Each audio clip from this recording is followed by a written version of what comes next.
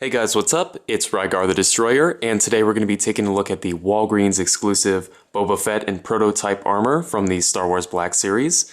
This guy is really cool, but before we take a closer look at him, let's go ahead and take a look at his packaging.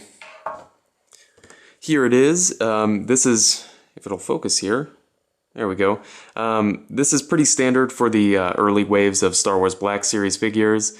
As you can see up here in the corner underneath this sticker, it was a picture of Boba Fett. And then on the back, it's got another picture of Boba Fett there. And then a brief description. If you'd like to read that, go ahead and just pause the video. And let's go ahead and get back to the figure itself here. So this figure stands, let's see, about 6.5 inches to the top of his rangefinder, 6 to the top of his head, and I'm very impressed with this figure overall. I passed on it the first time I saw it in stores because I wasn't totally sold on the 6-inch scale yet, and then when I started collecting them, I definitely regretted not picking him up because this guy's skyrocketed in price, as basically anything Boba Fett does. But you know, now that I have it in hand, it's definitely a cool figure. Let's go ahead and take a look at his accessories. The first one here is his jetpack, and it's rendered in the all-white look, which I like. Looks cool, like the rest of the armor, and that plugs in to his back, of course, and that's definitely not going to fall off. It's very secure in there. His next accessories are his larger blaster rifle here. Lots of detail on there, no paint work or anything, but I'm fine with that. The only thing I don't like is this kind of rubbery plastic they're using, but it's not a huge deal. Everything else is fine.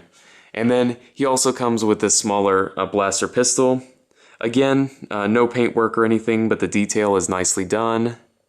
And it's kind of made of the softer plastic too, but it's so small that you don't actually get as much of the flex out of it, which is nice. And this one here goes into this holster on his side here, if I can do it on camera. There we go.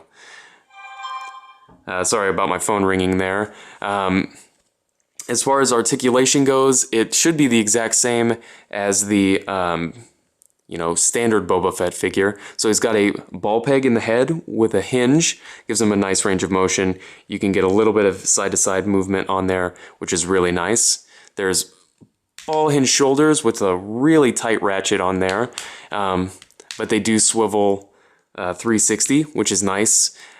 There's no hinge sculpted on the outside of the shoulder, so it could have a little bit more range of motion in my opinion, but they went with sculpt over range of motion, which I guess in this case I'm fine with. He's got hinged elbows, again really stiff, and then they do swivel of course. And on this side he's got a cut joint right above the elbow, and then a hinge there, and they did this because there's a little tube here on the side of his arm, and they wanted to make sure that you didn't tear that by swiveling the arm too far around, so I do appreciate that. He's got hinged wrists with a great range of motion there, and of course they do swivel. He's got a single or double ball peg in the torso, which gives him, a decent range of motion, probably all that you would need for posing this guy. He's got T-jointed hips, go out to the side, and they don't really go forward because of these pouches here. They're just too big and they're not soft enough to get out of the way. But what can you do? That's just the design of the figure. He's also got a thigh swivel there, which works fine. Double jointed knees with a great range of motion. And then hinged ankles with an ankle rocker. And finally, the last thing I want to mention is the actual cloth cape. It does have this line painted on there. One thing I don't like is that it's a little bit heavy-handed. They went a little bit thick with the ink there on such a fine fabric, so it makes it kind of hard in that one spot and doesn't want to lay as nice, but it overall is fine. No big deal. So overall, I would recommend this figure. It's really cool if you like Boba Fett and you like some of the McCory concept art. It's pretty cool. One thing I will say is don't pay, crazy overpriced secondary market prices, it's not worth it. Just pay, what the figure is worth, which is probably, somewhere around retail price. I would say, between 15 and 25 USD. So, with that being said, if you have any comments or questions, please leave them down in the comment section below. And I guess I'll see you later.